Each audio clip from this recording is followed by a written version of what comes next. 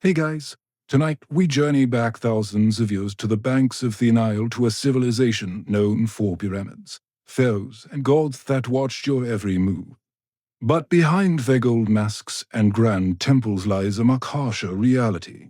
Today, we're asking, what would happen if you lived just one day in ancient Egypt? Because let me tell you, the sun isn't the only thing that will roast you alive, so. Before you get comfortable, take a moment to like the video and subscribe. But only if you genuinely enjoy what you do here. And let me know in the comments where you're tuning in from and what time it is for you. It's always fascinating to see who's joining us from around the world. Now, dim the lights. Maybe turn on a fan for that soft background hum. And let's ease into tonight's journey together. Welcome to ancient Egypt, land of pyramids, gods, and relentless ultraviolet violence. Before you even open your eyes, the sun's already blasting through your read it. Like it's auditioning for the role of unforgiving sky god. There are no curtains, no shades, and certainly no air conditioning. Just the raw, unforgiving heat of the desert. Bacon's everything, including you, by breakfast. You're lying on a straw mat with a linen sheet that's more suggestion than protection, the Nile breeze. You were promised in all Toe's travel documentaries. Yeah, it's gone. Probably sometime round 2800 BC. By that time you stumble outside. The temperature is already flirting with 90 F or around 30 to C. And it's not even mid-morning. The sun doesn't just shine in ancient Egypt. It attacks your linen tunic, useless. It's like wearing tissue paper in a sauna. And don't even think about sunscreen. There's no aloe vera, no SPF 50, not even a floppy hat with a logo from a beach resort. Ancient Egyptians did have protective oils, beauty unless you're wealthy or work in a temple. You're not getting any of it. Your best option, smear yourself with mud or crocodile dung, which apparently might keep you from turning into a human torch, emphasis on might. By midday, these stones under your feet are hot enough to cook lentils. Shade is a luxury. Trees are rare. You might get a little relief hiding behind a mud brick wall. But even that wall is sweating by now. You, on the other hand, look like someone threw you into a clay oven and forgot to set atoma. And you better not complain. Raw. The sun god is watching, and in ancient Egypt, the sun wasn't just weather. It was divine authority. The hotter the day, the more powerful Ra was feeling. So basically, if you're melting, it's a spiritual compliment. In short, surviving one day in ancient Egypt requires hydration, humility, and an ironclad tolerance for feeling like roast chicken. This is just the morning. You're finally out of bed, or rather off your scratchy straw mat. And good news is the Nile is just a short walk away. The bad news, you can already smell it before you see it. Yes, the mighty Nile, the life-giver of ancient Egypt. Revered as sacred, the reason civilization here even exists. But let's be honest, it also smells like a fish market had a bad breakup with a swamp. The banks are buzzing with flies, frogs, and things that probably shouldn't have legs, but do still. This is where you bathe. Soap hasn't been invented yet, and even if it had, you couldn't afford it instead. You lather yourself in the freshest cleansing technology of the day. Sand. That's right, exfoliation the Egyptian way. Just rub yourself down with coarse grains and call it skincare. It's like nature's sandpaper, but less effective. Washing clothes also done in the Nile, and by washing, we mean pounding them against rocks while praying that a crocodile doesn't mistake your laundry for a tasty midday snack dotto. And just to make things more fun, let's not forget the occasional sewage runoff from upstream. Remember, people, livestock, and the occasional funeral boat all share this river, and yet, Somehow this is considered clean. You scrub, rinse, and emerge feeling slightly less sticky and only more more worried about leeches. If you resuscitate Weller in Memphis or Thieves, you might be lucky enough to use a public basin or cistern. But for everyone else, it's now or nothing. Don't expect privacy. This is a public bathing space shared by families, neighbors, livestock, and the odd ibis pecking ground your ankles like it pays rent. Water jars are filled and balanced on heads, carried back to your mud brick house before the midday heat turns their clay into toast. It's a daily ritual, spiritual, necessary, and slightly traumatic. So, yes, the Nile is sacred. It feeds you, cleans you, and quenches your thirst. But let's not pretend it's a sparkling oasis. In reality, it's part miracle, part biohazard, and all you've got by now. You've bathed in that crocodile-infested Nile. You've sunbathed yourself semi-clean, and your body feels like a baked fig. Time for breakfast, the most important and less glamorous meal of your ancient Egyptian day. Let's set expectations. There are no eggs Benedict, no fruit bowls, and absolutely no isolates. Breakfast in ancient Egypt is of a culinary event and more of a tactical refueling operation. You sit an hollow stool if you have one, or just squat in the corner like everyone else. Start the centerpiece of your meal. Bread. Lots of it. Dense, coarse, and often ashy as a leather sandal. It's made from emmer wheat or barley and baked in clay ovens that may or may not be charred either.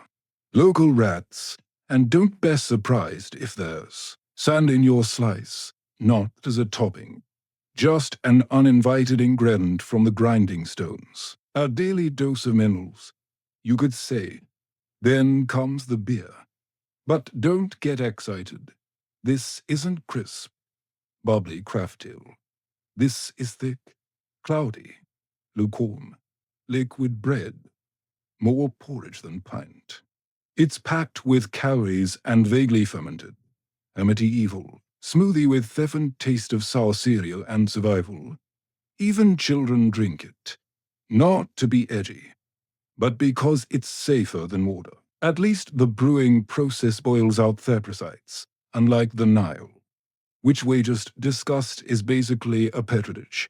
If you're lucky, and we mean very lucky, you might get an onion or a few dates to go with your carbon foam combo, protein. Only if someone caught a fish and didn't immediately eat it raw, and as you chew your rock-like loaf and sip your grain sludge, flies buzz round you like it's a buffet.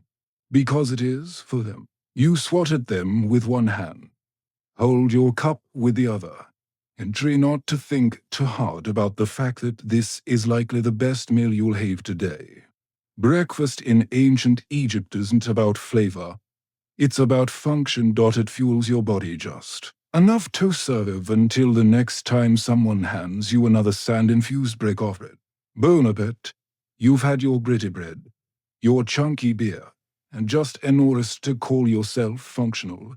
Now it's time to work, and trust me, ancient Egyptian labor makes modern men out look like a spa day, unless you're a scribe, priest, or royalty, which, let's be honest, you're not.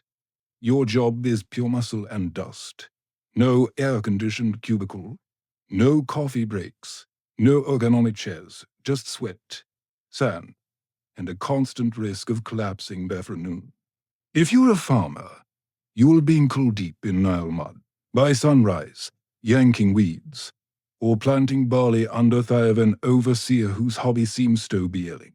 You use wooden plows, crude sickles, and your bare hands. If your back hurts, congratulations, that means it's working.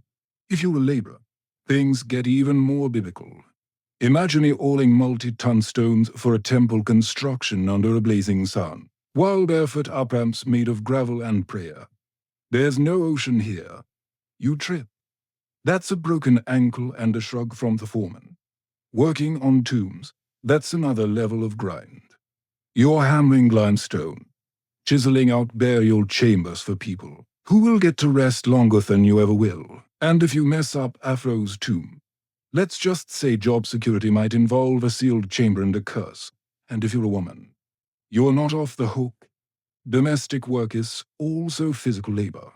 Grinding grain, hauling water, weaving linen, caring for kids, and still helping in the fields.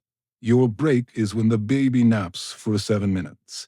While you prepare dinner, Yawayat on the go, you wipe sweat with your tonic. You keep moving because slowing down means falling behind. And falling means someone else gets your brain quotota and you get the blame. There's no clocking out. The sun is your supervisor. When it finally sinks behind the horizon, you crawl home half alive, dust-caked and dreaming of softer sandals and a less aggressive sun god. Work in ancient Egypt isn't just hard. It's endless. It's a full-body commitment to survival day after day, until your body gives out or your overseer decides you're not worth feeding. And that's not even the worst of it. After sweating your soul out in the fields or quarry, you might be tempted to grumble. Maybe something small. A little, this job stinks. Or why am I doing this again? Stop right there. Because in ancient Egypt, complaining is just frowned upon. It's potentially treason. Why? Because your boss isn't just a ruler. He's a literal god. The pharaoh isn't some guy who got elected or born into a lucky family. He's the human embodiment of Horus, son of Pharaoh, chosen by the heavens to rule over Egypt and keep Mahat, divine cosmic order, intact. In other words, if the river floods well this year, thank the Pharaoh. If it doesn't, well, maybe you didn't pray hard enough. Questioning his authority isn't just rude. It's blasphemy. Speaking ill of him could land you a date with a whip, a set of shackles, or an early trip to the underworld. With none of your favorite burial goods, you see his face everywhere, on statues, temple walls, corns, even bread molds. His name is canted in rituals. His image is painted larger than everyone else's in every mural. That's not artist's exaggeration. That's law, and don't expect to ever see him. If you're a commoner, the closest you'll get is watching a golden bark float by during a religious festival. Blink and he's gone. Back to a palace you'll never enter, surrounded by officials, guards, scribes, and enough gold to finance a small civilization. Which fun fact he basically does. I feel lucky enough to work on a royal project. Say a tomb, a temple, or a statue the size of a mountain. You serve with divine joy. At least that's what the state says. You say it, too. Because of pretending you're honored to carve stone for 14 hours, a day is safer than the alternative, and don't even think about rebellion. Pharaohs crush uprisings faster than you can say dynasty. Eustace, the last village that tried to withhold taxes. Oh, wait. You can't. It no longer exists. So, yes, the pharaoh is divine, and you're just lucky to be allowed to sweat in his name. Now, get back to work. If you thought surviving under the sun was hard, just wait until you realize that in ancient Egypt, sand is your roommate, co-worker, seasoning, and mortal enemy. It's everywhere. In your clothes, in your food. There is no escaping it.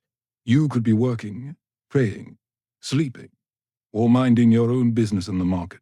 And suddenly, a gust of it wind sweeps by and turns you off a Chinto greeny exfoliation experiment you didn't ask for. Let's start with their clothes. You wear linen. It's light, breathable, and about as effective at keeping sand out to the screen door as a folding back suit. It slides down your tongue, clings to your skin, and somehow finds its way into places you didn't had creases. Eating. Good luck. Every loaf of bread is basically a sand trap. Since flour was ground between stone slabs, little bits of grit made there. Way into the dough. Egyptians didn't just eat their wheat. They ate their millstones, too. It's why ancient dental remains are often worn flat like river rocks. Imagine chewing your breakfast while also filing your must daily. And if you thought your house was a sand-free zone, think again. Your mud brick home has gaps, crevices, and windows with no glass. Perfect portals for wind-blown sand. Your floors are covered. Your cooking pots are full. Your bed is basically a sandpit disguised as furniture. Shoes optional at best. Most Egyptians walk it barefoot, meaning you're always one step away from turning your feet into battered leather sandals. If you do have a footwear, it's usually a basic pair of sandals made from reds, fashionable wraps, protective, notably. Then there are sandstorms. Egypt's version of a slap from the gods. Sudden, swirling, blinding. One moment you're talking to a friend. The next you are spitting dust and feeling like Simeone dumped an entire beach into your ice kits. Visibility drops to zero, and everyone round you turns into vaguely cuffing silhouettes. In short, sandist, roommate who never leaves, the spy sign every meal, and the silent enemy of your eyes, lungs, dignity. It's not just the backdrop of your life. It's part of your body now. And no, you can't wash it off. You already tried in the Nile, which is probably full of more sand, in ancient Egypt. Religion isn't just a weekend activity. It's the operating system for everything. Your job, your diet, your hygiene routine, your bedtime rituals, all dictated by gods who seem to have very specific opinions. First, understand this. The gods are everywhere. Your town has temples to a dozen different deities, each responsible for some vital function. There's Ra, who pilots the sun across the sky like it's a divine Uber. These headed god of wisdom is in charge of scribes and moon calendars. Sobek, part crocodile, part nightmare fuel, guards the Nile and based it. Thecat goddess basically runs public relations. Forget personal freedom. Your daily routine revolves round pleasing them. Wake up, thank Ra, spill some beer, apologize to Hathra, stub your toe, cuss quietly, or risk attracting a spirit with grudge. Before meals, you offer a bit of food to the gods. Before, you pray that Set, god of chaos, doesn't toss your house into existential misery overnight. Even funerals are multi-day affairs where the deceased must pass tests, avoid demons, and prove if you were morally decent or risk eternal erasure. Speaking of the afterlife, ancient Egyptians took it very seriously. You don't just die and move in. You must pass a judgment process involving your heart being weighed against a feather of truth.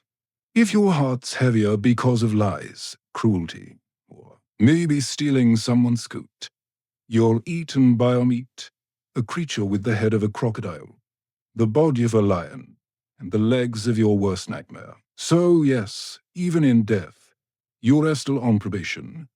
But here's the twist. This complex belief system isn't depressing, not it's comforting. Egyptians believed life was part of a cosmic balance.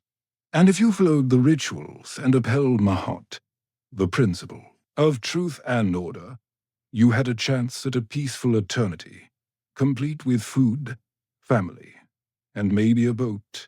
Of course, the richer you were, the more gods seemed to notice you. Temples were massive. Priests were powerful, and peasants, well, they just hoped the gods were feeling generous that day. Because in ancient Egypt, faith isn't optional. It's your job description, your insurance plan, and your travel itinerary for the next life. So, you've stepped on something sharp. Got bit by something weird, or caught something contagious, which in ancient Egypt is basically Tuesday. Time to seek medical care. Just don't expect a waiting room or sterile environment. You're about to be healed with a combination of spells, herbs, and sheer optimism. First, you'll be taken to a doctor. And to be fair, they were some of the most advanced in the ancient world. They had surgical tools, medical texts, and a decent understanding of anatomy. But here's the catch. Science in ancient Egypt always came with a heavy dose of magic. You're given a pus made of honey, moly bread, and crescendos. Honey actually is antibacterial, and mold has early penicillin properties, so it works sort of. But before applying it, the healer will chant a protective spell just to be safe, cause you never know when your stomach cramps are actually the result of a spiteful ghost or an aggregate. Have a headache? You might get a dose of crushed onions rubbed into your scalp while someone recites a hymn tatao. Let's smear cow dung mixed with dates on your chest and see what happens. Eye infection. Time for a pasty of lizard blood, ochre, and beer, plus a prayer to Horus. Surgery. It did happen sometimes. Abscesses were drained. Bones were set. And wounds were stitched with linen thread. But there's no anesthesia. Just a sharp knife and a friend to hold your shoulders down while you scream into a mud brick pillow. Dentistry. Not great. Remember all that sand and vertebrate. Your teeth are worn down by your 20s. If one gets infected, your options are 1. Live with it. 2. Die from it. Or 3. Have it pulled with something glistening pliers made by a blacksmith with low standards. And let's not forget amulets. Whether you're giving birth, getting stitched up, or just sneezing too loud, a good doctor, priest will probably hang a charm round your neck, just in case the real issue is an invisible serpent spirit coiled around your spleen. So, yes, Egyptian medicine had its moments. But mostly you'd better believe in the gods because your band-aid is literally a prayer. Here's a plot twist most people don't expect. Ancient Egyptian women had more rights than many women in later civilizations. They could own property, run businesses, file for divorce, and even take a man to court. Sounds progressive, right? But before you pack your bags for Atametre and Girl Boss vacation, hold up. Because while the legal status might impress you, the day-to-day reality not so glamorous. If you're a woman in ancient Egypt, you probably wake up before sunrise. You're grinding grain by hand using a giant flat stone that chews through both wheat and your spine. Then it's off to haul water from the Nile, cook breakfast, care for children, manage the household, feed animals if needed, help in their fields. You're a one-woman workforce in London. There's no me time, no spa days, and definitely no maternity leave. Childbirth is risky and painful. Midwives be helpful, sure.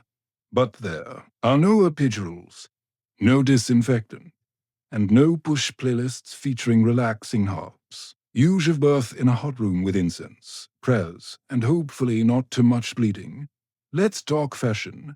Linen dresses are light and breathable, but there's no underwear and no shoes.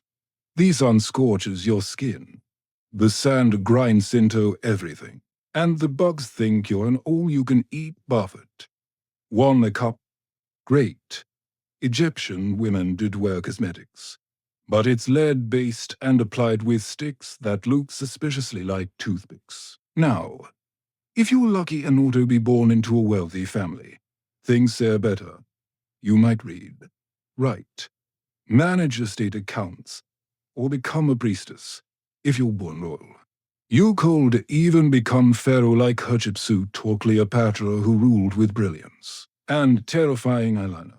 Beauty if you're poor. Your status may be legal, but your reality is physical. Your work, sweat, bend, carry, birth, bury, and pray. You are not chained by law, but by survival still. Egyptian women had agency, and that mattered. They could speak in court, keep their inheritance, and didn't become property when they married. Compared to many ancient societies, that's huge. So, yes, Egyptian women had rights, but comfort. That's reserved for statues and goddesses, not the woman elbow deep in duff while swatting flies off. A toddler, you made it through another grueling day in ancient Egypt. You ate gritty bread, hauled your buckets, avoided divine wrath, and maybe even dodged a sandstorm. Time to relax, right? Wrong. Because in ancient Egypt, your real test begins after you die. Death isn't the end. It's just the beginning of an incredibly bureaucratic, multiphased journey through the underworld. And if you thought the labor versa was strict, wait until you meet gods of judgment. First, your soul takes a trip to the hall of Mahat. Here, before a tribunal of 42 deities, you must proclaim your innocence in what's basically the oldest legal deposition in history. You say things like, I did not steal. I did not lie. I did not covet my neighbor's donkey, all while hoping the gods by it. Then comes the hardest, literally. Your heart-believed tobe, the seat of the soul, is placed on a scully opposite the feather of Mahat, the symbol of truth, justice, and balance. If your heart is heavier than the feather, well, that means you've lived a wicked life. Enter our meat, part lion, part crocodile, part hippo, all terrifying. She doesn't rest you.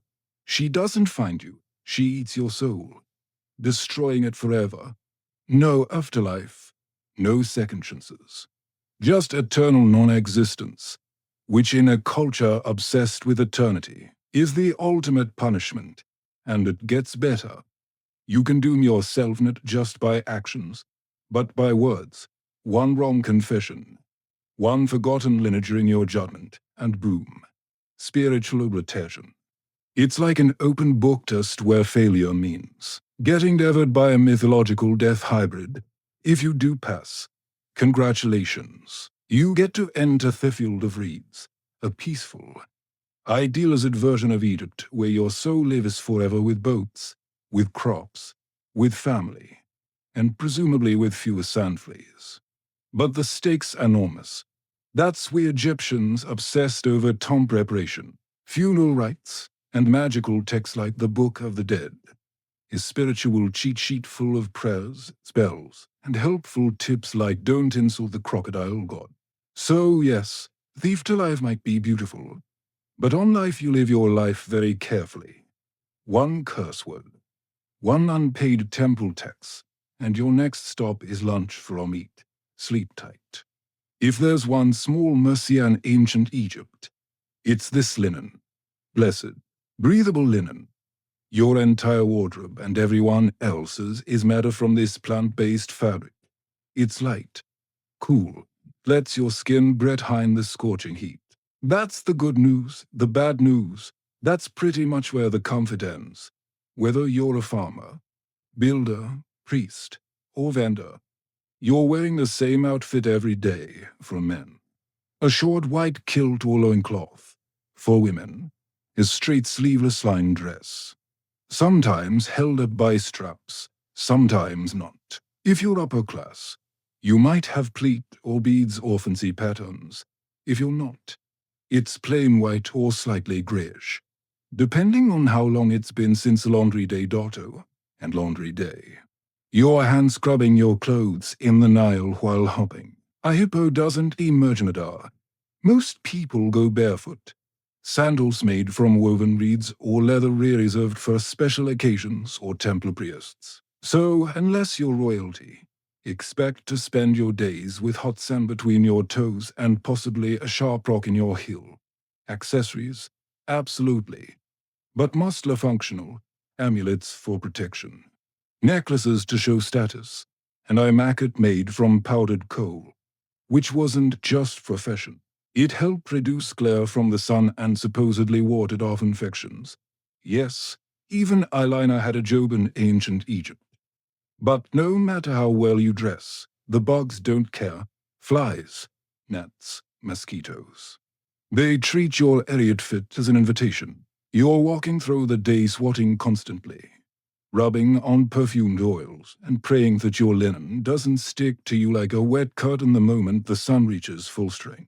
And of course, Your outfit doesn't change with the seasons because Egypt doesn't really have seasons. Just hat and slightly less hot dots, so your linen ensemble is basically your year-round uniform, whether it's 110 or a chilly 70 evening. So, yes, Egyptian clothing was light, elegant, and far more comfortable than what Romans would wear later. But don't let the breezy outfits fool you, because no matter how floaty your tunic feels, your life is still heavy with labor, heat, sand, and bugs that refuse to respect your personal space. You've survived another blistering Egyptian day. Hauling bricks, dodging sandstorms, and praying your linen doesn't disintegrate mid-task. But in ancient Egypt, survival is always temporary. Because no matter how tough you are, you probably won't live past 35. Let's break it down.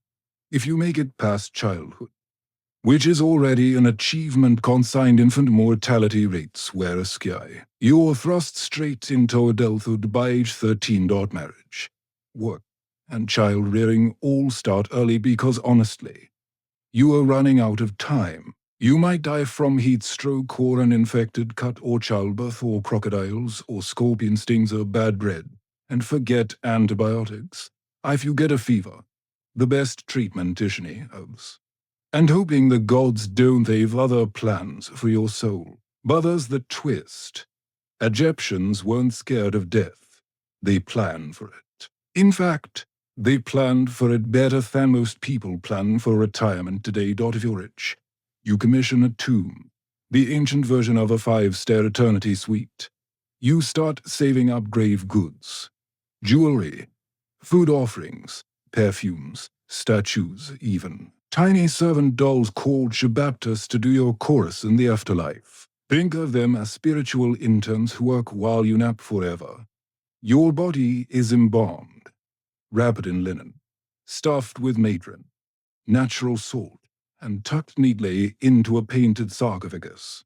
You're buried with a copy of the Book of the Dead, which is less about doom and more like a mystical travel guide, complete with passwords for the afterlife, spells to confusements, and instructions for not getting eaten by soul-devouring monsters. If you're poor, well, your tomb is likely a shallow pit in the sand. Your body is wrapped in whatever fabric your family can spare. Maybe a pot or two placidnabi and then covered with earth. No morals. No golden mask. Just you and Thewan. But even the poorest Egyptian shelled onto the dream of the afterlife. A peaceful, fertile paradise called the Field of Reeds, where you farm without sweat, eat without hunger, and sail the Nile forever under gentle sunlight. So yes, you'll probably die young in ancient Egypt. But if you lived well, played right, and didn't insult too many jackal-headed gods, you just might spend eternity in style. You finally made it to the afterlife, or at least into the tomb. You've been embalmed, wrapped, blessed, and buried. Time to rest in peace, right? Well, note exactly, because in ancient Egypt, even the dead get robbed. Let's start with a simple truth. Tombs are full of expensive stuff. Gold amulets, jewelry, perfumed oils, carved statues, chests full of linens, and for pharaohs, literal boatloads of treasure. All intended to be taken into the afterlife. But treasure in a tomb is basically an invitation for someone with a geisel and bad intentions. Tomb robbery was so common that it became a full-time problem. Pharaohs tried to fight it by hiding their tombs deep in cliffs, locking them behind trapdoors and scrawling terrifying curses on the walls. Things like, "May a crocodile devour your soul," or "May your limbs be twisted forever by a serpent made of fire." Spoiler, the curses didn't work. Grave robbers came anyway at night in secret with inside knowledge. Sometimes they were locals. Sometimes they were corrupt workers who helped build. Thetums, in some cases, even priests and gods were in on it. And the punishment for getting caught sever. Think public beatings, mutilation, exile, or death. But considering how valuable tomb goods were, especially gold and rare incense, the risk often seemed worth it. After all, the dead don't fight back. But it's not just the wealthy who got robbed. Even commoners' graves were disturbed. Poor Egyptians might have been buried with a small pot of beer or a loaf of bread for the afterlife. That was still worth stealing. Food was scarce, tools were valuable, and linen was currency. The irony. Tomb robbing wasn't just about greed. Sometimes it was about survival. Egypt went through famines, political collapse, and invasions. A hungry worker might break into a tomb not for treasure, but for food. And when your children are starving, a few funeral offerings look less like sacred objects and more like dinner. So in ancient Egypt, you are not safe just because you're dead. Your tomb can be looted, your name erased, and your mummy unwrapped by some desperate soul with a pickaxe and poor moral judgment. Rest in peace, only if no one knows where you're buried. We've all seen them, those majestic, mysterious carvings on the walls of temples and tombs. Birds, eyes, snakes, lotus flowers, men walking sideways like a thair on a fashion runway, ancient Egyptian hieroglyphs, visually stunning and insanely difficult to learn. Sure, they look cool, but try reading them. Hieroglyphs weren't just decorative art. They were a full-blown writing system with over 700 characters and growing. Some symbols represent entire words. Others are sounds and many are determinatives which clarify meaning. Because writing the word star with an actual star symbol might be too straightforward, and don't expect space or punctuation. Ancient Egyptian writing was basically one long, beautiful riddle with artistic flair. Zero vowels and a deep need for context. Oh, and it can be written left to right to left, or up to bottom, depending on what this scribe felt like that day. The trick: look at which way the birds or people are facing. That's your reading direction. If they're facing right, read right. Facing left, read left. And if they're upside down, good luck. Learning to write hieroglyphs wasn't for commoners. Literacy was rare. Maybe 1% of the population could actually read and write. If you wanted in, you had to become a scribe, which meant years of intense education, starting as a child. You'd memorize hundreds of symbols, copy endless scrolls, and practice, so much that your hand probably curled into a claw by age 15. But the payoff? Huge. Scribes were respected, well-fed, and never made to haul bricks under the sun. Instead, they wrote tax records, court documents, letters, and religious texts. They were essential to society and protected from most manual labor. In a world where writing was power, scribes ruled quietly from the shadows. For the rest of the population, though, writing was something magical, literally. Hieroglyphs were believed to have sacred power. Writing someone's name preserved their soul. Erasing it, total spiritual annihilation. So, yeah, spelling really mattered.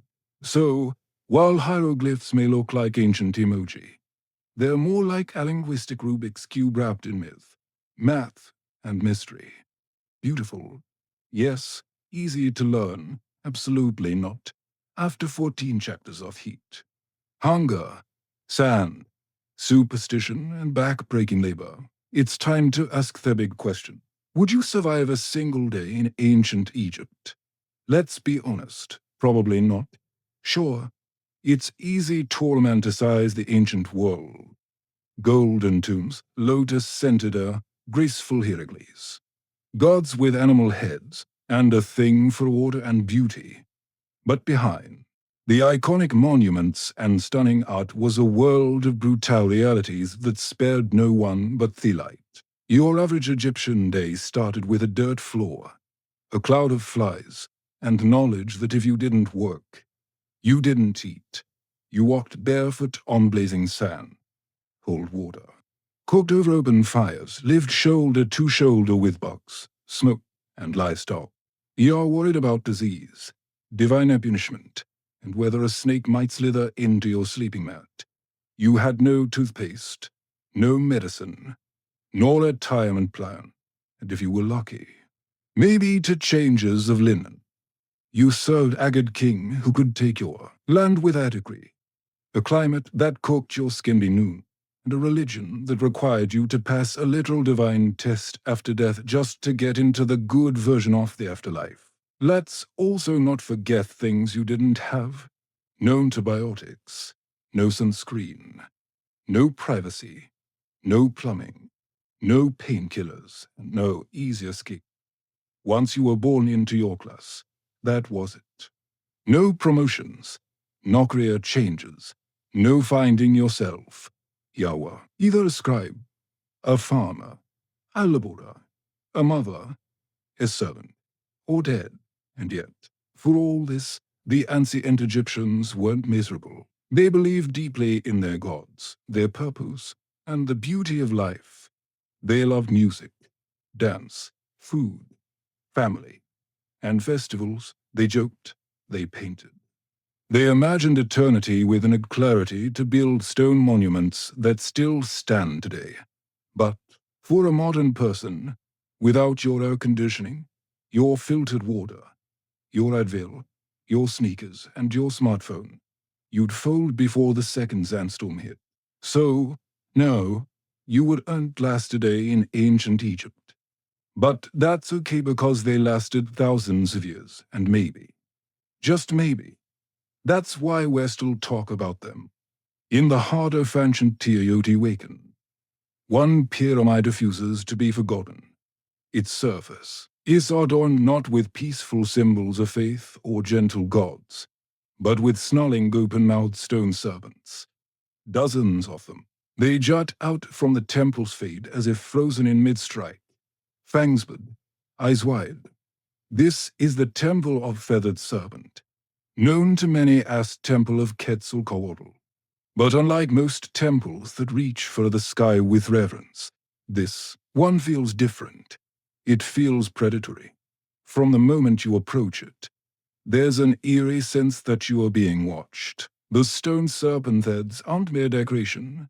They were warnings, symbols of divine wrath, and beneath their gaze, something horrificant unfolded. Excavations over the past few decades revealed something that archaeologists didn't expect. Hidden beneath the temple's base were not just ceremonial offerings, but something far more disturbing. Human remains, and note a handful, over 200 bodies, many of them decapitated, hands bound behind their backs. Young men, warriors perhaps, buried in groups, ritual, sacrifice arranged with mathematical precision. Some were buried with obsidian knives at their sides, others with necklaces made of human teeth or jewelry crafted from your bones. They weren't simply thrown into the ground. They were deliberately teleplast in positions of symbolic significance. It's clear, this was no mass grave.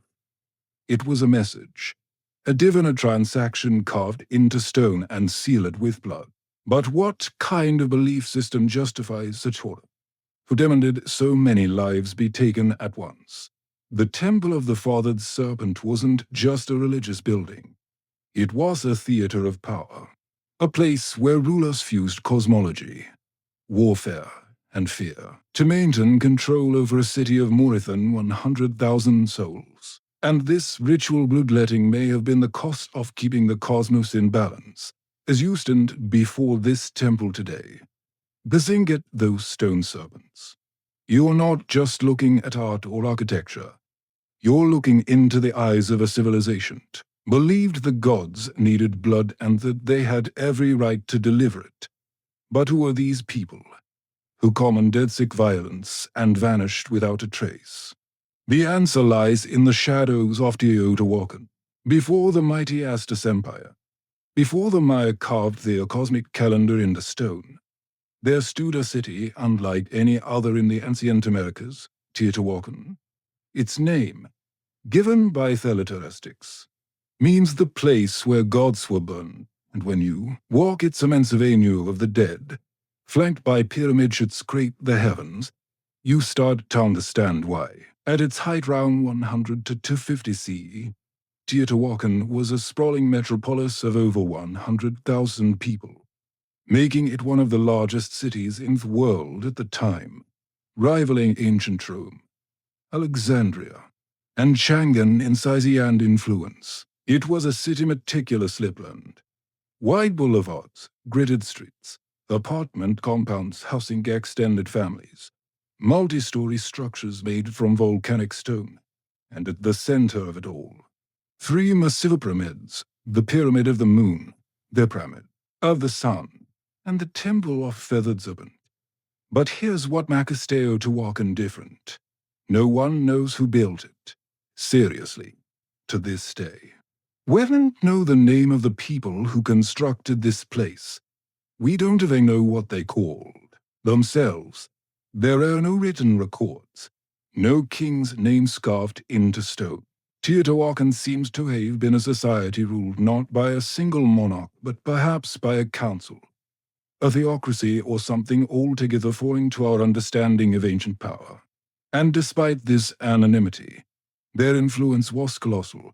Evidence of Teotihuacan's spore has been found hundreds of miles away from the Maya cities of Tekal and Copan to the distant Apache capital of Monte Alban. Obsidian blades, ceramic styles, murals, and even political meddling. In one case, Teotihuacan emissaries may have helped overthrow Alikul Maya king to install a ruler more favorable to their interests. But how did they maintain such a vast network? How did a city with no known writing system command such authority across Mesoamerica? The answer may lie in how they combined cosmic ideology with statecraft. Their temples were more than places of worship. They were tools of control, aligning perfectly with astronomical events, serving as the aegis of ritual sacrifice, and reminding every citizen and every visitor that Teotihuacan was no ordinary city. It was the axis of the world, a sacred engine that kept time, fate, and blood flowing in sync, and at the heart of it all stood the Temple of the Feathered Serpent.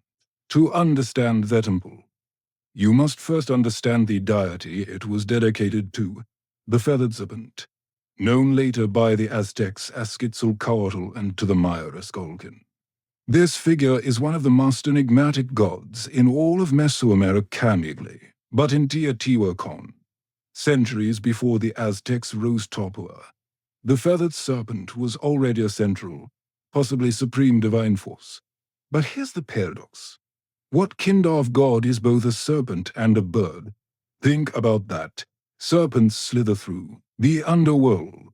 They shed their skin, symbolizing rebirth, duality, and death. Birds soar high in the sky, closer to the sun, representing freedom, divinity, and life-giving wind.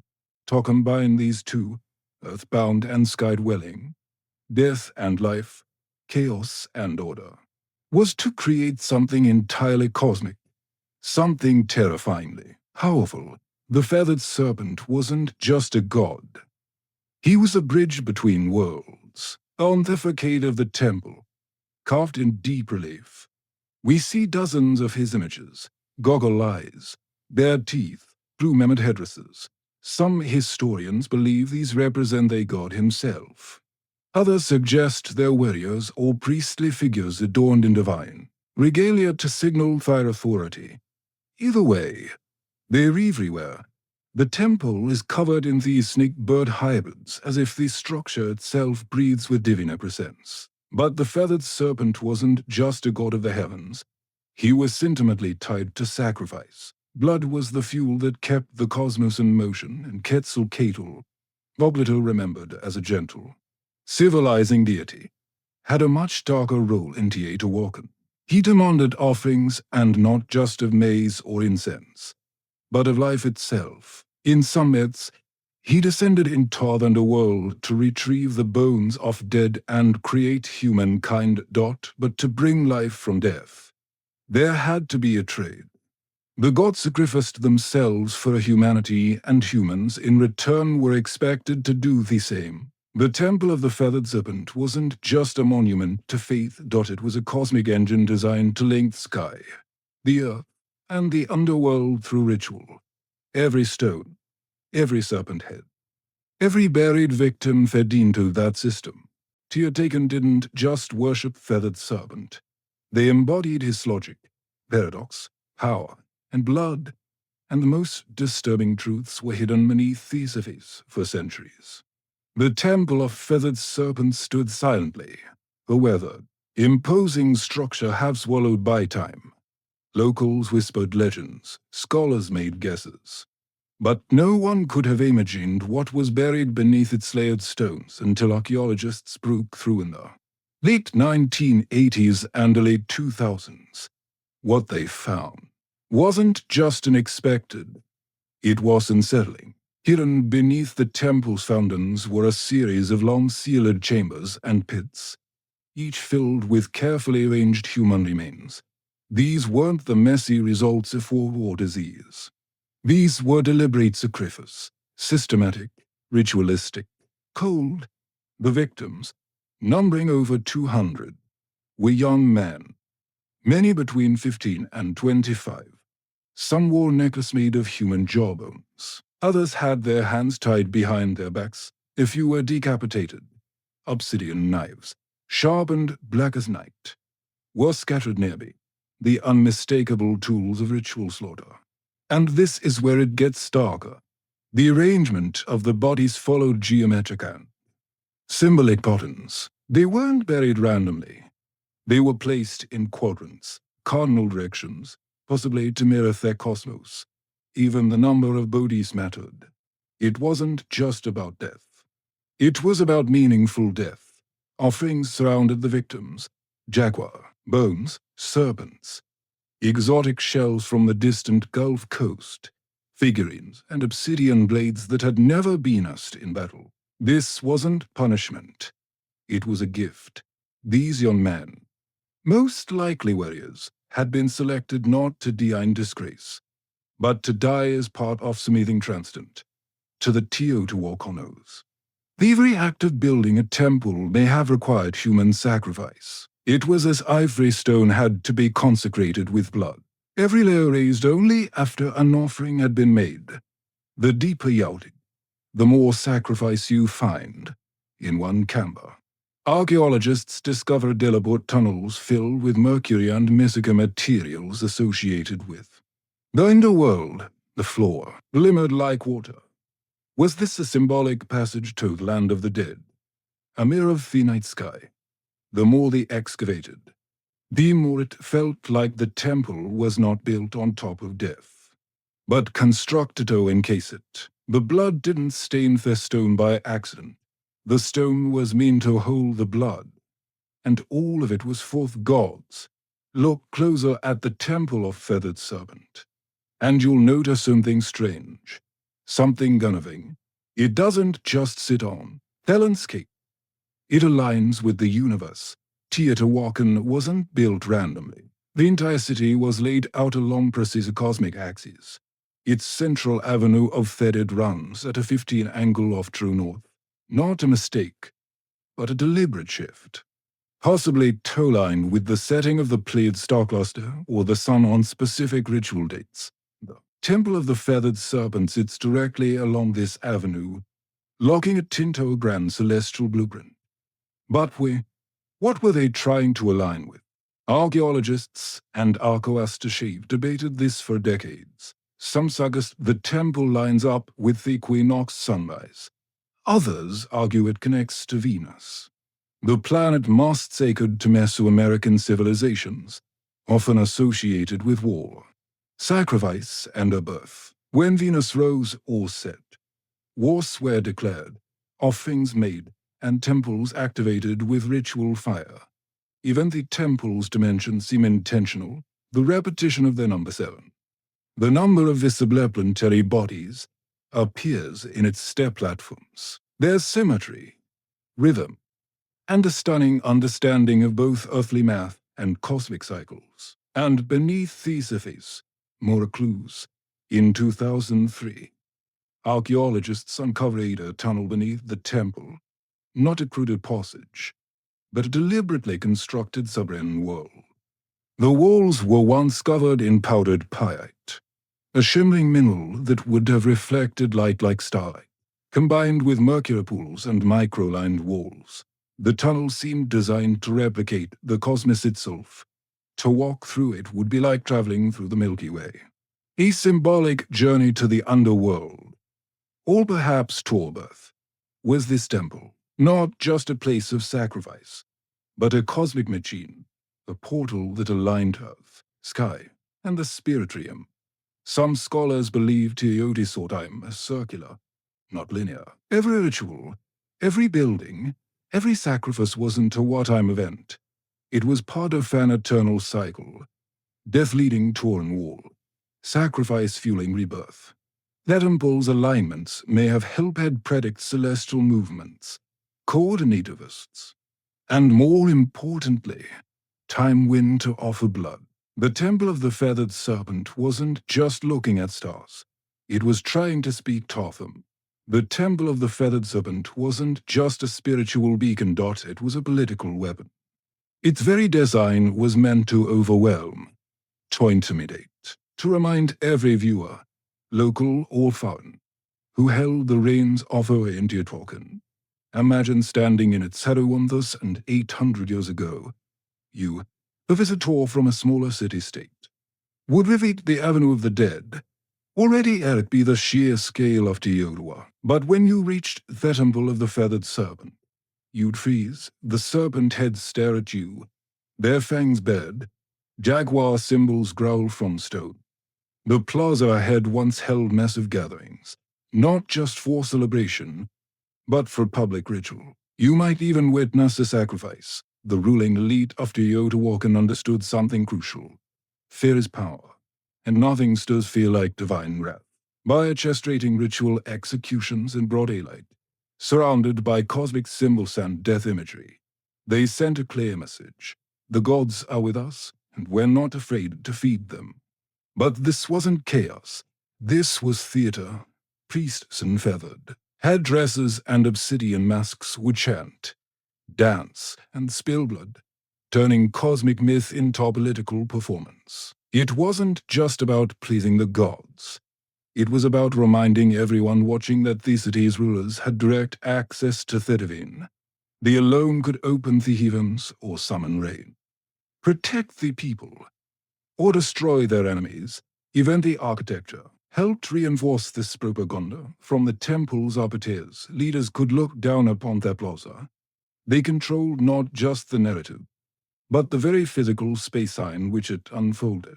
The people looked up at the gods, at the rulers, at the sacrifices, and knew their place. And for outsiders, Teotihuacan didn't need to conquer with swords. It conquered with symbols.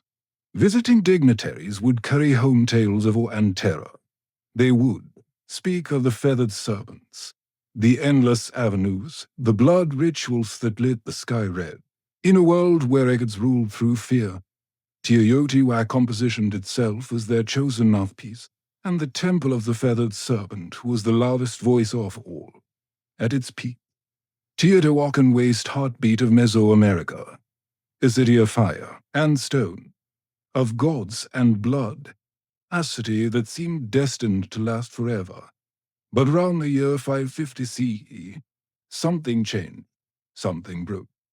And silence that followed was ushering as the temple's stone serpent heads. The fall of Teotihuacan was not loud and glorious. It was gradual, then sudden. Signs of strain began appearing decades earlier, signs that the cosmos engine was faltering. Evidence points to a long period of drought, crop failure, and social unrest. The very systems that had sustained this grand city, centralized power, religious dominance, cosmic order, began to crack under pressure, and then came a fire. Archaeologists have uncovered widespread burn layers across elite compounds, temples, administrative buildings, including signs of violent destruction at the Temple of the Feathered Serpent. What's strange is that the low-rise residential areas were mostly untouched. This wasn't an external invasion. This was an uprising, a rebellion. possibly from within. The very people who once watched sacrifices in all may have risen against thy priest kings. The temple of the feathered serpent, once a symbol of divine authority, was ransacked, sculptures were defaced, fires were set, ritual spaces were desecrated, and then silence. Teotihuacan wasn't completely abandoned even it, but it lost its soul. Trader networks collapsed. Artistic production ceased. The great ritual stopped. Their elite disappeared.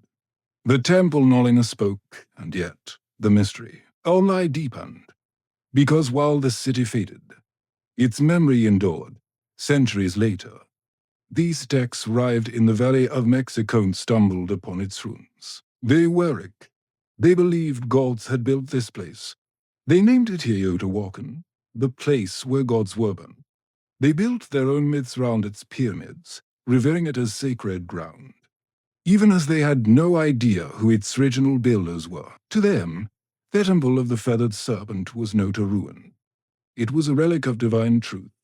But the irony remains, the most powerful city of its time, built on cosmic ore and blood, vanished without a written word, without a final record, leaving behind only stone and questions. The gods, it seemed, had gone quiet. For over 1,000 years, the temple of the feathered serpent lay buried beneath layers of dust. Volcanic ash and silence. Locals avoided it. Farmers still drown it, and the world forgot it until the modern age of archaeology arrived and cracked open the secrets buried within its heart. In the early 20th century, Mexican archaeologists began excavating Teotihuacan. What they found was astonishing. A perfectly engineered city far older than these sticks. But it wasn't until the 1980s and 2000 South that the temple itself began to yield its most intimate and most chilling gravities. One of the most dramatic discoveries came in 2011 when researchers uncovered a sealed tunnel beneath the temple of the feathered serpent. It had been deliberately closed off nearly 1 to 800 years earlier as if to prevent anyone from entering ever again. After years of excavation, scientists net a cosmic corridor, a symbolic underworld lined with pyrite to mimic asteroid sky, pools of liquid mercury, and thousands of ritual objects, jade statues, rubber balls, obsidian blades, and even carved wooden masks. It felt less like a tomb and more like a message. Why would the ancient builders go to such lengths? What were they trying to preserve or hide? Some experts believe the tunnel was used in initiation rituals. Others suggest it symbolized the creation of the world, a mythological womb where gods were born, where kings were made, where divine order was negotiated between humans and the cosmos. The mercury, once thought to be only toxic, may have represented water, or the fluid vial between worlds. And among all these glittering fragments was one persistent whisper. The feathered serpent still lingered not just as a myth, but as a presence in murals, in carvings, in the geometry of the temple itself. The serpent hadn't disappeared. It had coiled inward deep into the bones of the city, waiting to be rediscovered. And with each excavation, each uncovered bone or golden ornament, we draw a little closer to its message. One carved not in language but in stone, sacrifice and short. Modern science has given us X-rays, drones, and ground-penetrating radar. But even with all our tools, one truth remains. The temple still keeps secrets. Today, the temple of the feathered serpent stands as a haunting monument, not just to a civilization long gone, but to a way of thinking that merged power, cosmos, and death into one breakable system. Tourists snap photos, children run past the stone serpent heads, but the ground beneath their feet is soaked in 1,000 untold stories and over 200 known human sacrifices, and still the temple endures. Its legacy is not just architectural. It's psychological, spiritual, cultural. The feathered serpent, this paradoxical god of sky and earth, continued to evolve. He would be adopted by the Toltecs, then reborn by the Aztecs as Quetzalcoatl, where his myth took on a gentler tone, the bringer of knowledge, the god who wept for humanity, the one who vowed to return. This reimagining of the serpent god shows how myths don't die. They transform. Even in modern Mexico, echoes of the feathered serpent persist in art, in murals, in literature, and a national identity. The temple's image has appeared on coins, stamps, and even government buildings. It has become a symbol of mystery, of pre-Columbian brilliance, and of the untamed spiritual world that once pulsed through Mesoamerica. But there's another legacy, one less visible, more uncomfortable. The Temple of the Fathered Serpent forces us to confront the price of belief. It asks hard questions. How far will humans go to feel connected to the divine? What happens when power and religion become indistinguished? Can beauty coexist with truth? In many ways. The temple isn't just a historical site. It's a mirror, a reflection of us, our fascination with life after death, our hunger for meaning, our capacity to build monuments of staggering beauty and to stain them with blood. The temple teaches us that greatness comes with shadows, that civilizations can soar to impossible heights while burying their secrets beneath these stones, and maybe that's why we keep returning. Not just to visit, but to understand.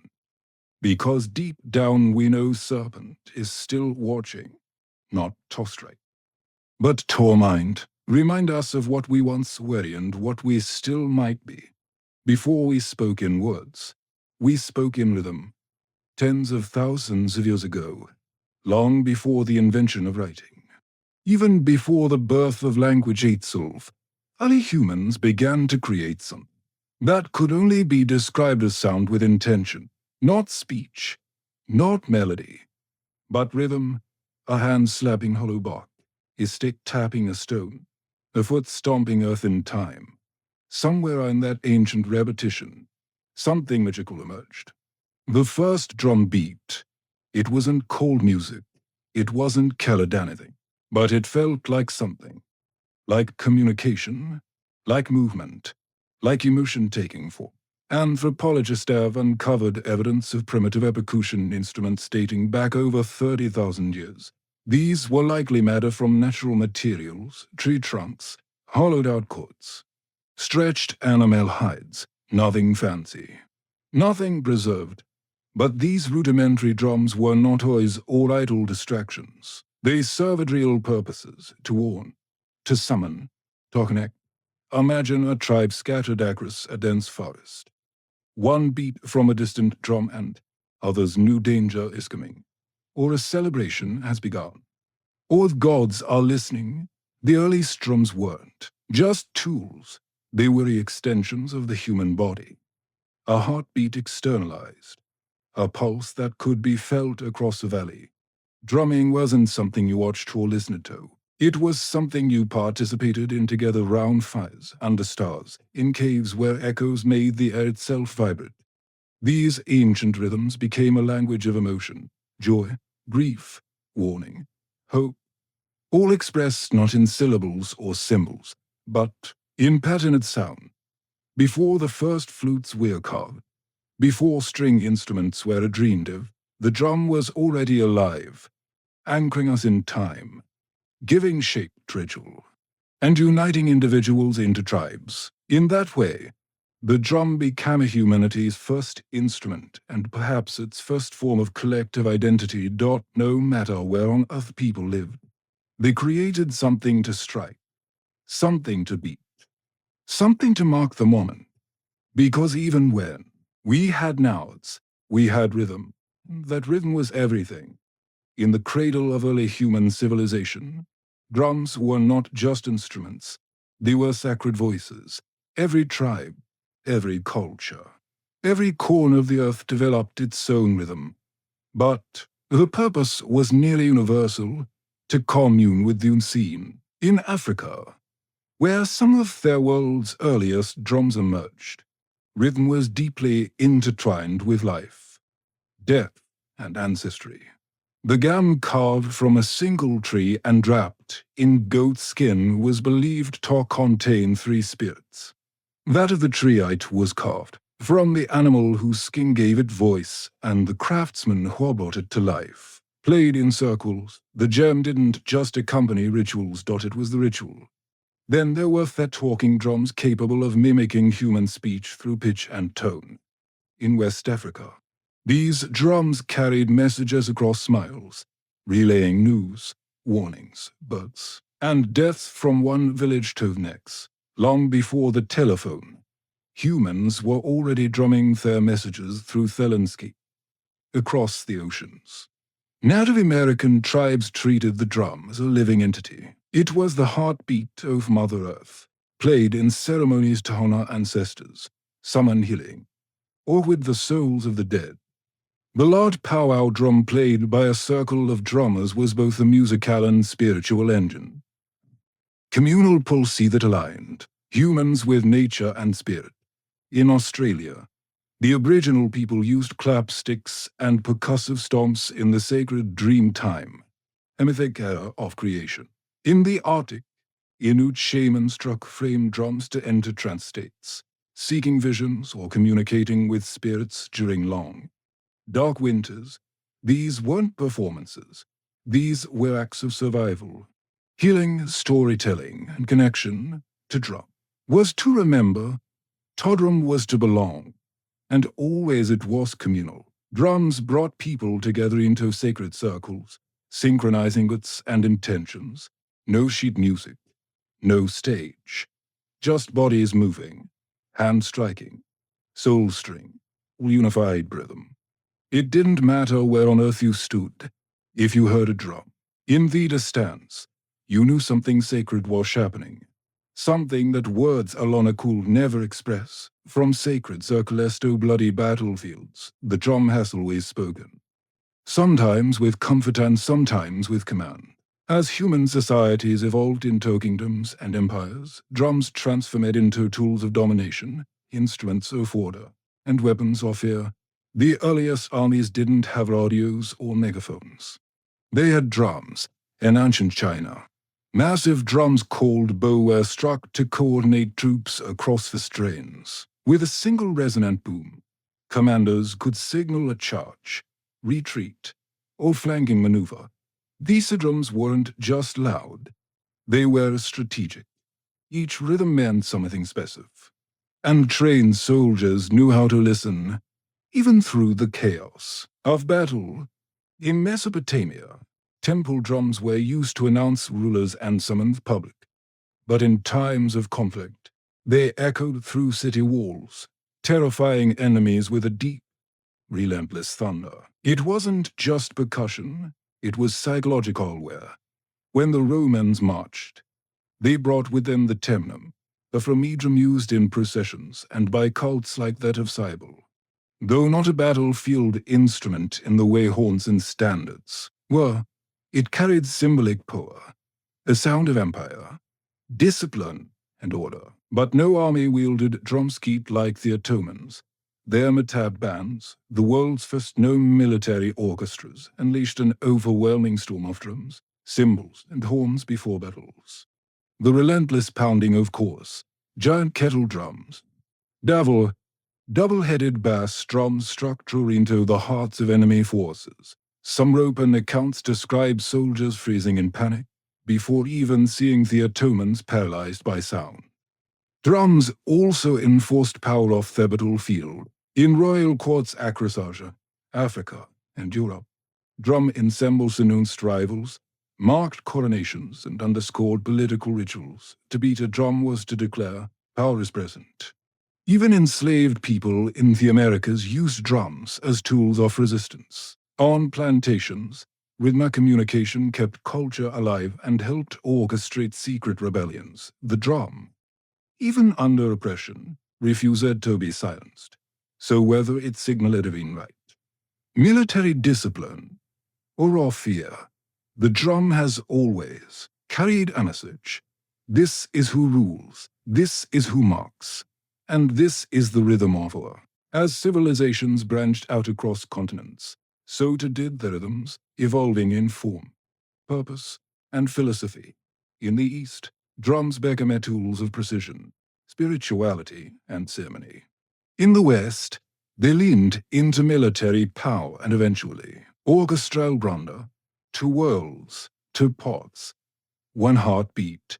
In India, the drum became a sacred instrument of divine language. The table, with its crisp tones and fluid grace, was used in classical music and devotional performances, but it was more than accompaniment. It was conversation. Each stroke had a name, a meaning, a syllabus identity. Indian drumming wasn't just percussive, it was spoken poetry trained over decades. The table player was not just a musician, he was a linguist. Of rhythm, in Japan, the Tao drum emerged as a ceremonial giant, played in Shin rituals, theater, and war. Tao required not just technical skill but physical discipline. The drummers moved with martial precision, their stances grounded like warriors. In festivals, the booming Tao echoed through mountain valleys believed to drive away evil spirits and call the gods down to earth. Meanwhile, in Indonesia, the kendang drum led the hypnotic flows of gamelan orchestras, guiding dancers and musicians. Sacred temple ceremonies, these rhythms were layered, interlocked, and celestial, a sonic reflection of cosmic harmony. Across the world, in Europe, drums had a different story. They were largely utilitarian during the medieval period, signaling soldiers, marking time, enforcing discipline. It wasn't until the Renaissance and Baroque eras that drums began to enter formal music. Even then, they were kept in the background, tony thundering beneath royal fanfare or echoing in grand cathedrals. In this divergence, you see two philosophies. The East saw rhythm as art and spirit, something tied to breath, chant, and meditation. The West saw it as structure and force, a tool to rally, march, and measure. But both understood the drum's core power, to shape time, to dictate pace, to elevate ritual, to connect the humans in ways that transcend language. East or West, sacred or strategic, the drum remains central, always listening, always speaking. From mountaintop temples to jungle clearings, from desert fires to candle-lit cathedrals, drums have always had a place where the human meets the divine, long before organized religion took root. Rhythm was already a sacred language, a way to pray, to summon, to transcend. In Africa, drums were not just instruments, they were spiritual beings. In Yoruba traditions, for example, the batter drum was used to communicate with the Orisha gods and ancestral spirits. Drummers weren't performers, they were priests. The rhythms they played were encoded prayers inviting the gods to descend and summon the living. Each pattern had a purpose, each beat a direction. In Hinduism, the drummer persevered in the hands of gods. The deity Shiva in his forms, Natasha, dances the cosmic dance of creation and destruction with a small hourglass-shaped drum in hand. The Damaru, its beat represents the pulse of the universe itself. From silence to sound, from void to form, the drum is a divine heartbeat. In Buddhism, the ritual frame drum is used in monastic chants and meditation ceremonies. Its slow, soft strikes guide breath and awareness, acting like a metronome for the soul. It's not loud. It's not aggressive. It simply reminds practitioner to return again and again to the presentment. Across the Americas, indigenous tribes use drums in vision quests, sweet lodges, and healing ceremonies. The beat is constant, steady, mimicking the rhythm of the womb, helping participants enter trance states or connect with ancestral spirits. In these spaces, the drum doesn't just accompany prayer. It is the prayer. Even within Christianity, where rhythm was often subdued, the drum still found a sacred role. In gospel traditions, particularly in African American churches, drums became a means of praise and power, a heartbeat behind voices lifted in devotion, a reminder of struggle, hope, and divine rhythm in every life. No matter the faith, the ritual, the god invoked. The drum has been there not as decoration, but as a vessel for energy, intention, and the mysteries we cannot speak. Because when words fail in worship, rhythm remains, and the divine always listens. For thousands of years, drums were solitary instruments. One body, one sound, one purpose. But in the heart of the industrial age, something revolutionary happened. In factories, streets, and music halls, percussion was rampant. And by the early 20th century, multiple drums were no longer scattered across the stage. They were united, forming something entirely new, the drum kit. It was born out of necessity. In the late 1800s, military and theater bands required several percussionists to play bass drum, snare, cymbals, and woodlocks, each handled by a different person. But space was tightened, budgets were tighter. So drummers began to combine instruments into a single playable setup. By 1909, their first bass drum pedal was patented. A drummer could now strike a massive drum with one foot, freeing their hands to do more. The idea caught fire. Over the next few decades, drummers added hi-hats, toms, cowbells, and ride cymbals, creating a setup that could mimic an entire percussion section, all from one seat. What emerged was more than a tool. It was a drummer's throne. Then cameos in smoky clubs and underground halls of New Orleans and Chicago. The drum kit exploded into life. Jazz drummers didn't just keep time. They played the kit like a voice with syncopation, swing, and sensitivity. Legends like Gene Crew and Buddy Rich termed the drum set in tow lead instrument. Rhythm became storytelling. As jazz evolved into rock, the drum kit grew louder, heavier, more powerful. The 1960s and 70s saw kits expand with multiple toms, splash cymbals, double bass pedal. Drummers like John Bonham, Neil Peart, and Keith Moon pushed the limits of stamina and reality. The drummer wasn't in the background anymore. He or she was the engine. Today, the drum kit is a global staple. From gospel churches to hidden stages, from punk garages to world tours, and even as digital kits and drum machines rise. The physicality of a live drum kit, the sticks, the skins, the sweet remains irreplaceable. It's a symbol of modern rhythm, a fusion of centuries, where tradition meets innovation and where one drummer can speak with 10 voices at once. The world beats in thousands of dialects. And so do its drums, from continent to continent, culture to culture. The drum has taken countless forms, each carrying a distinct identity, sound, and purpose. These aren't just instruments. They are cultural signatures crafted from local materials, shaped by local hands, and steeped in the rhythms of everyday life. In West Africa, the ear remains a heartbeat of community gatherings. It speaks in sharp slaps and deep bass tones designed for storytelling and spontaneous contours. Next to it, the dondon provides the foundational pulse, a rhythmic anchor round which others cannons. In Africa, a drum ensemble isn't just music. It's a conversation between spirits, ancestors. And the living dot in the Middle East, the dabuka, a goblet-shaped drum made from clay or metal, delivers crisp, fast-passage rhythms essential to ballet dancing and classical Arabic music. Its voice is sharp and articulate, demanding precision from its player and movement from its listeners. Across the Caribbean and Latin America, drums tell a different story.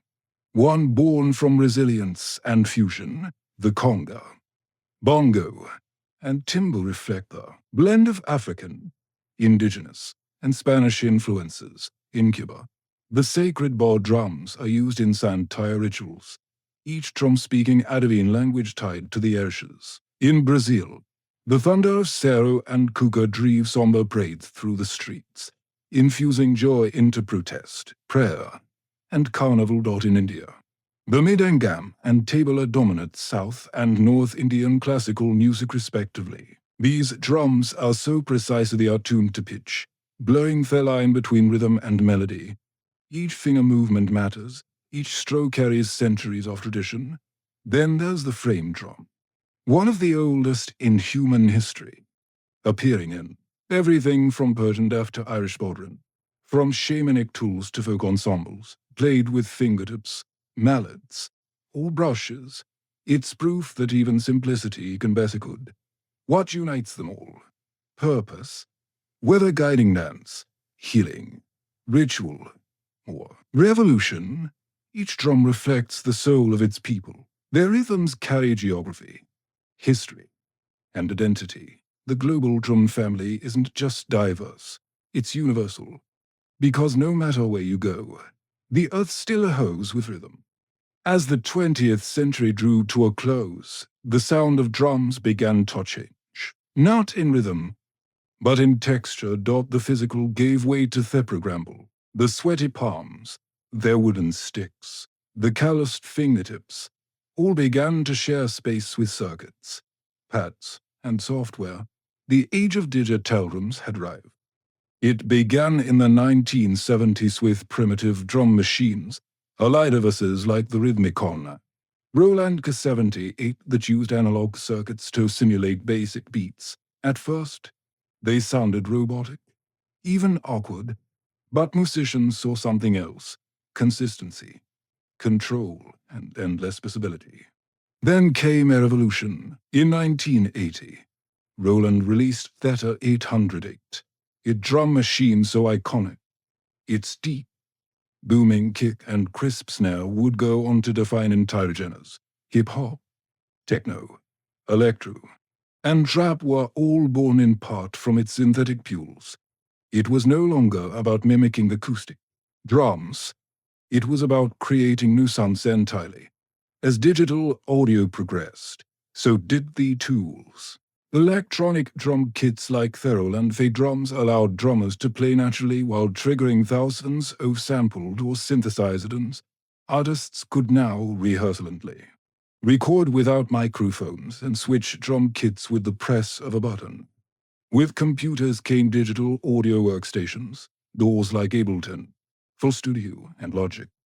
Now, anyone with a laptop could build complex rhythms, layering kicks, snares, hi-hats, and bass into vast sonic architectures. Finger drumming on MIDI pads became an art form of its own. Some feared this shift meant the death of traditional drumming, a replacement of human feel with cold precision. But that didn't happen. Instead, hybridity emerged. Acoustic drummers began integrating triggers and samples into their kits. Producers started layering human-played drums with machine beats. The organic and the synthetic found a groove together.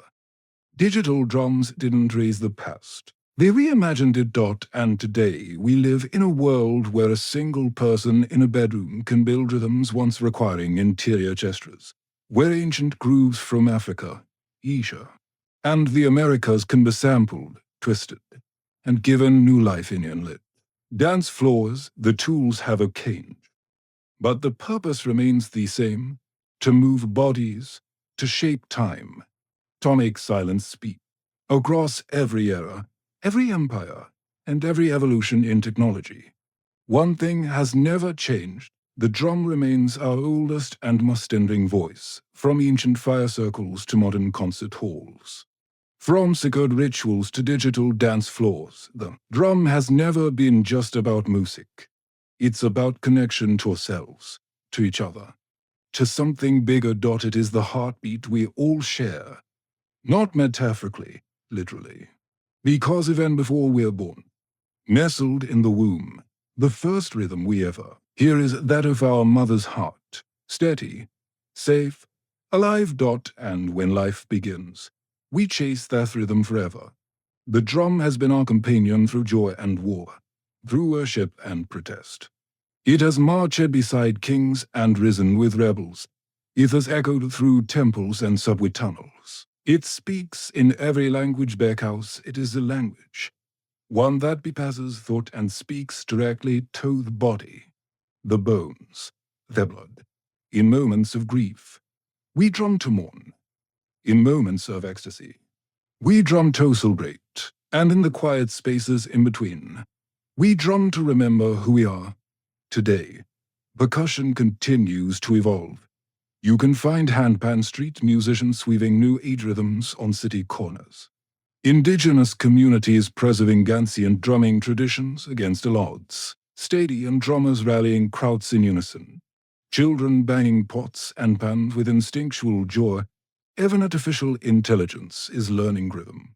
But no algorithm can replicate human soul behind a single imperfect beat. Because rhythm is not just counted, it's felt.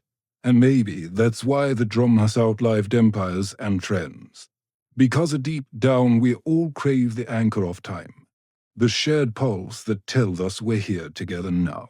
No matter how advanced our instruments become or how virtual our experiences grow, there will always be something profoundly grounding about skin on skin, stick on hide, hand on wood, a beat, a breath, a beginning. The drum is not a relic of the past. It is a reminder that we were always meant to move in rhythm, to listen, to feel, to play, and as long as humanity endures, the drum will never be bent. Before Manhattan became a forest of glass and steel, it was an island of shadows, not cast by towers, but by church steeples and sloping rooftops. In the early 1800s, the skyline barely existed. The city clung to the southern tip of the island, a dense sprawl of brick towers, timber-framed shops, and dirt-packed roads. Buildings rarely climbed beyond 5 or 6 stories, not because ambition was lacking, but because gravity had the final say. The taller the building, the more weight it carried, and with stone and brick. Height came at a steep price. Fuels had to be thicker at the bottom to support the upper levels, leaving less room inside and requiring enormous foundations. To build high was to build heavy, and heavy didn't make financial sense. So, the city grew horizontally, spreading northward, along a grid that had been planned in 1811. One of the boldest urban blueprints of its time, but underneath that grid, beneath the layers of cobblestone and soil, Manhattan held a secret weapon. Bedrock, deep, dense, and unwavering. The granite spine that ran beneath Iceland would one day support some of fatalist structures in human history, but for now, it lay quiet and touched, waiting. Life in early Manhattan was noisy but grounded. Commerce bustled in the harbor. Ships lined the piers, and horses clattered through narrow streets. The economy grew, immigration surged, and the island swelled with energy. But still the city hugged the ground. Vesky remained untouched. The only real vertical statements were churches, Trinity Church being the most prominent. Its spire, completed in 1846, rose over 280 feet, and for a time, it was Federalist structure in New York. But event that was more symbol than skyline. What no one knew then was that the skyline's future would be shaped by stone or wood, but by iron, steel, and vision. And it wouldn't be limited by their ground. It would rise far above it. Manhattan wasn't yet a city of towers, but the stage was being set. The island was ready. The dream was forming, and soon the skyline would begin to stretch. For centuries, gravity was the great star architect in Manhattan. It kept building short, cities flat, and human ambition tethered to the earth. But in the mid-9th century, two breakthroughs would break the skyline wide open. One lifted people, the other lifted buildings. The first came in 1852 when an inventor named Elisha Otis unveiled his revolutionary safety elevator in a dramatic demonstration at the New York Crystal Palace. Otis stood on a platform suspended high above a crowd. He ordered the rope to be cut. The crowd gasped, but the platform didn't fall. A hidden mechanism locked the lift in place. With that single breathtaking moment, Otis changed the rules of height. Until then, The top floors of buildings were the cheapest. No one wanted to climb stairs, but once elevators became safe and practical, those upper floors became a premium space, offering light, air, and status. The vertical city suddenly made economic sense. But being able to move people upward wasn't enough. Buildings still relied on load-bearing walls, which grew thicker and more cumbersome the higher they went. That's where innovation number 2 arrived, the steel skeleton. In the 1880s and 1890s, engineers began using steel frames to support the weight of buildings, allowing exterior walls to become thinker tames rather than heavy structural inches. This method, known as steel frame construction, gave architects a new freedom. Build as high as the frame could handle. Suddenly, height was no longer a risk. It was a strategy. The technology had arrived. The materials were here, and Manhattan, with its solid bedrock and booming economy, was their perfect canvas. The islands. High geography encouraged vertical thinking, and its status as a financial capital meant that everyone, from banks to papers, wanted their name visible in clouds. The elevator made the sky accessible. The steel skeleton made the ski buildable. Together, they didn't just change architecture. They redefined what a city could be. Now, the race would begin, not upward. Upward, by the late 19th century, New York City was no longer content to sprawl. It wanted to soar. The ground was full. The streets were packed, and the only place left to build was up. With steel frame construction and the elevator now established, Manhattan became a proving ground, and the skyline a battlefield for ambition. First shots were fired in the 1890s. In 1890, the New York World Building, home to Joseph Pulitzer's Western Empire, rose 20 stories above Park Row. It was the tallest office building in the world. Briefly, not too about done, the Park Row building claimed the title next in 1899, standing at 391 feet. Each new tower was a decoration, not just of wealth, but a vision to build higher. Was tonouns, we are the future.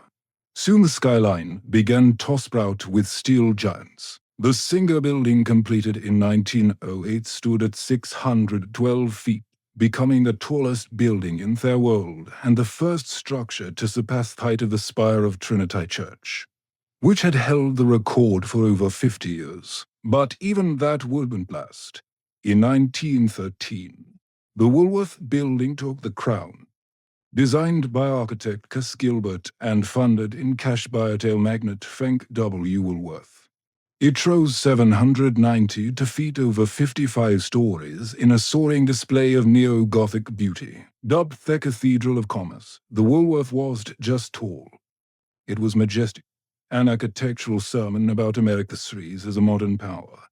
But this wasn't just architectural competition. It was branding warfare. Corporations and institutions vied for the tallest, most distinctive buildings, towers that would etch their names into the sky. Every new height was a headline, every silhouette a symbol. The skyscraper became the ultimate billboard, permanent, imposing, impossible to ignore, and beneath it all, the rhythm of progress beat relentlessly. Steam shovels dig foundations into granite. Riveters hammered steel day and night. Immigrants and iron workers balanced on beams hundreds of feet in the air with no harnesses, only grit and resolve. Their ski line was no longer theoretical. It was real, and it was rising. As the 192 soared through Manhattan, the skyline began to dance. Not just climb. This waste era of Art Deco. A time when architecture wasn't only about height, but style. Jazz aged poured legacy into steel and stone, and New York's buildings became icons of movement, light, and energy. The most dazzling of them all was the Chrysler Building, completed in 1930. It stood 146 feet tall, briefly becoming the tallest building in their world. Commissioned by car magnate Walter Chrysler, The tower wasn't just a monument to corporate success. It was a symphony of design. Its stainless steel spire built in secret and hoisted into place overnight shimmered in the sun like a crown. Ornamental eagles modeled after hood ornaments jutted from the corners like guardians of the future. With its curves, chevrons, and machine-made detailing, the Chrysler Building didn't just scrape the sky. It seduced it. But the race wasn't over. Just a few blocks away, another titan was rising. The Empire State Building, completed in 1931 during the depths of the Great Depression, it soared to 1,250 feet, stealing the title from Chrysler and holding it for nearly 40 years. Built in just 410 days with thousands of workers laboring through wind, snow, and steel dust, the Empire State wasn't just a building. It was a message, New Yorkers.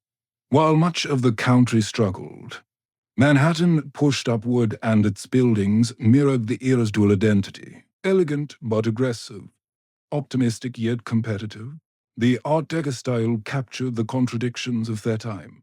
Geometric but graceful, modern but steeped in myth, towers weren't just functional. They were sculpted, glowing at night like beacons of possibility. And yet beneath all that glitter, there was purpose. These skyscrapers were built by grants and moguls who wanted more than profit. They wanted legacy, a permanent place in their skyline and in history. By the end of the 1930s, Manhattan's silhouette had taken shape. The city was no longer just a capital offense. It was a cathedral of ambition, a skyline that didn't whisper progress. It shouted it. After World War II, Manhattan's skyline entered a new phase, one less ornamental, more corporate. The elegance of Art Deco gave way to glass, steel, and straight lines. America was now a global superpower, and New York was the front office of that empire. The skyline adapted accordingly, not with decorative spires, but with monuments of efficiency. In 1952, the United Nations headquarters rose on the East River, a bold, boxy glass tower flanked by low marble wings. It marked a shift in tone, global, diplomatic, futuristic. It wasn't just a building. It was an architectural statement about international order in the atomic age.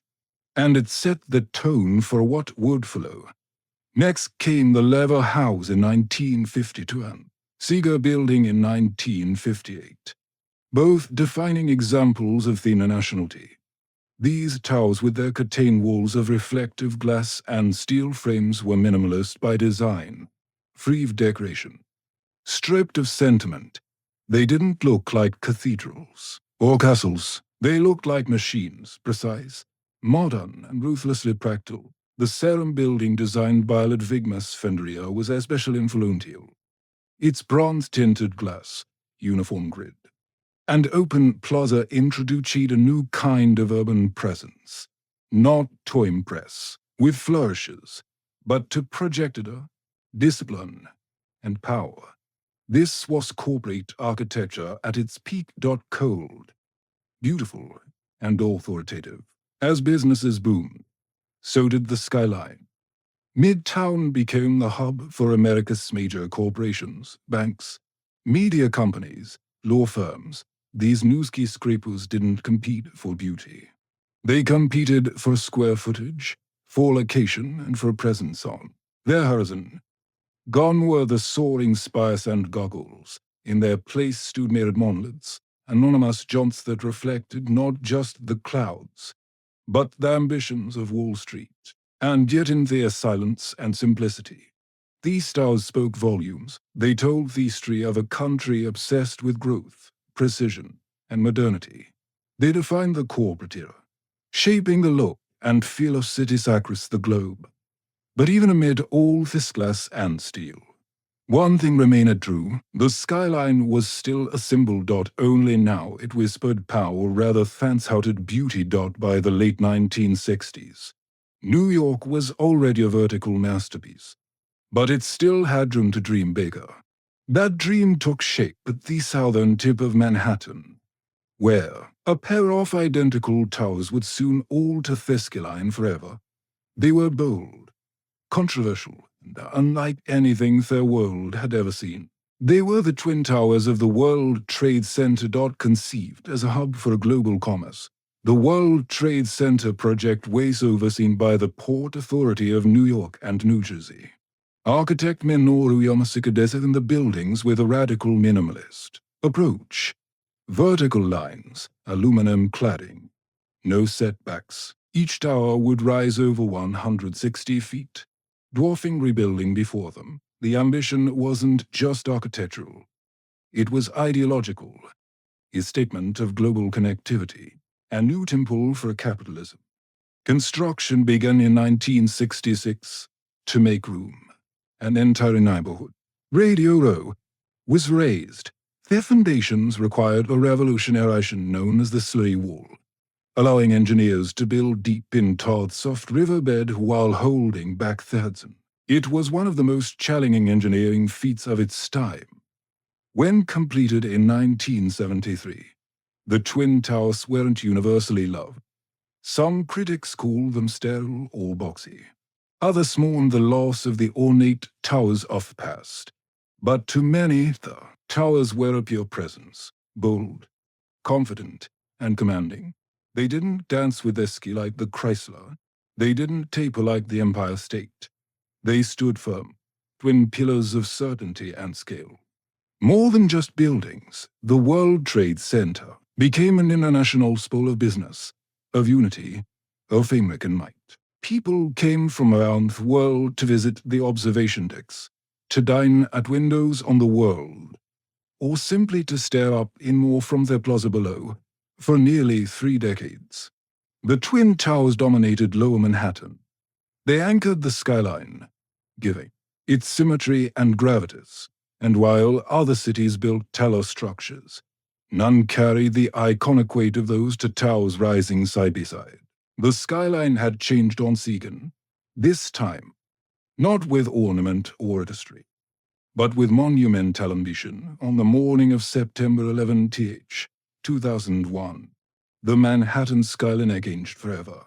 Not by cranes or construction, but by violence and smoke. In less than 2 hours, the Twin Towers of the World Trade Center collapsed into dust, fire, and twisted steel. Thousands of lives were lost, and the 2 pillars that had once defined Lower Manhattan were gone. The attack wasn't just an assault on people or buildings. It was an assault on symbols, on what those towers stood for. Commerce, modernity, freedom, ambition. For decades, the Twin Towers had defined the southern end of the island.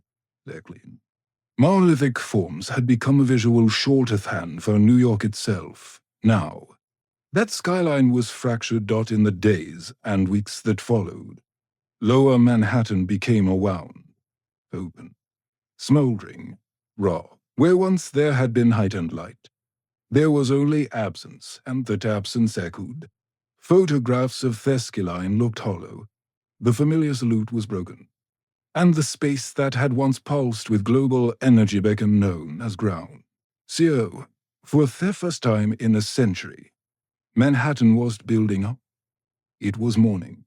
The city grieved, but it also endured. Steel workers, firefighters, police officers, and volunteers poured into the site. Not to construct, but to recover. Rubble was cleared, lives were honored. Silence replaced the clang of iron. In a city always rushing forward, this was a forced pause, a long breath held in collective pain. But even in sorrow, New York did what it had always done. It looked up. Discussions about rebuilding were complicated, emotional, political. What should take the place of towers? Should anything rise again? Could the skyline be restored without raising the loss? For years, the hole in the ground remained. A reminder of what was and what was taken. It became sacred space, and yet, slowly, plans emerged. Designs were drafted. Cranes returned. Steel returned. Not to erase their tragedy, but to create something new beside it. But before anything was built, one truth stood clear. Theskiline was no longer just a symbol of awe or ambition.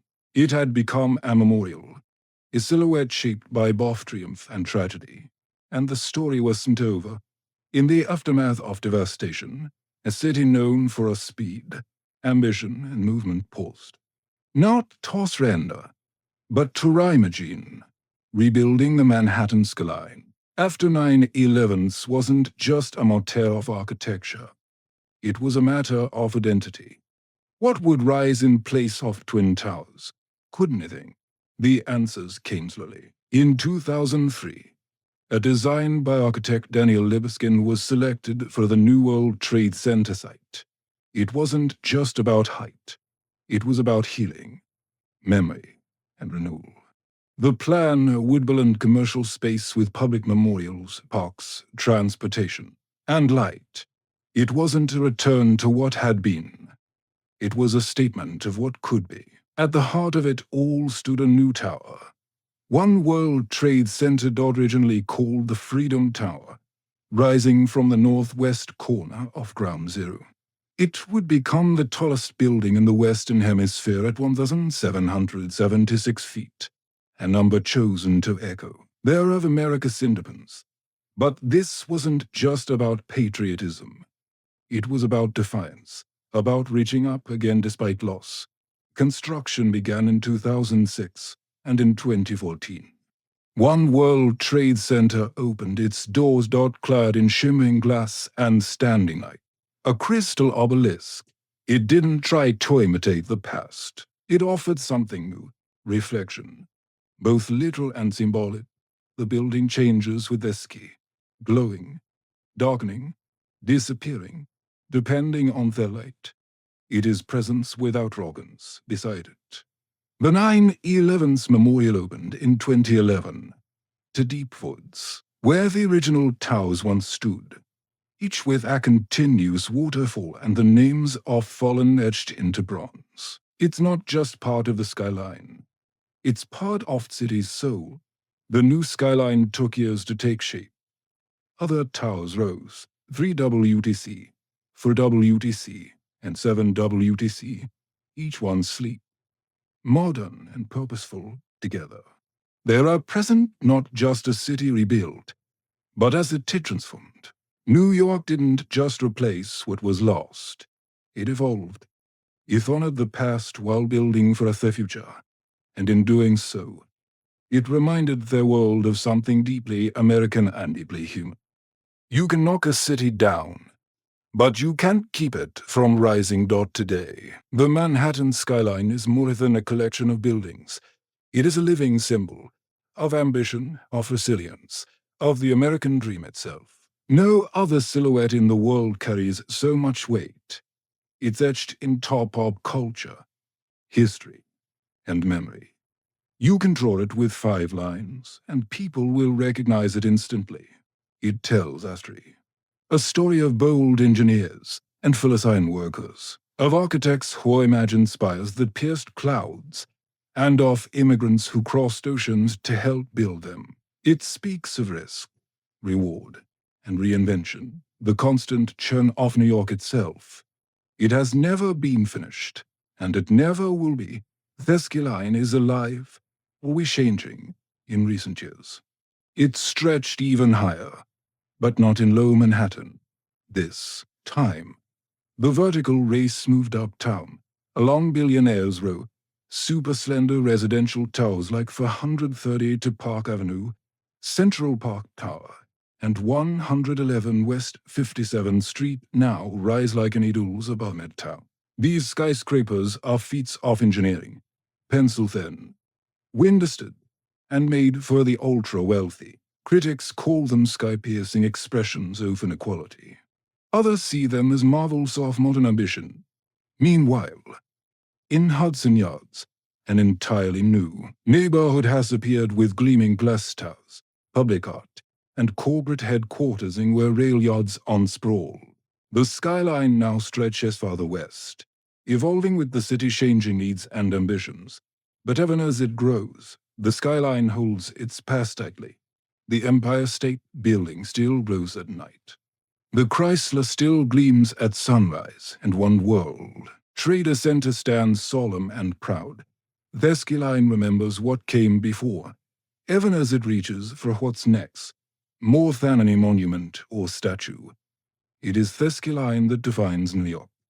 Not just in form, but in meaning. It is a place where humanity dared to build upward again and again through booms, busts, wars, and wounds. A city of millions reflected in still endless. It doesn't just mark where the city ends. It marks where dreams begin. Because in Manhattan, the sky has never been the limit. It's just the next floor.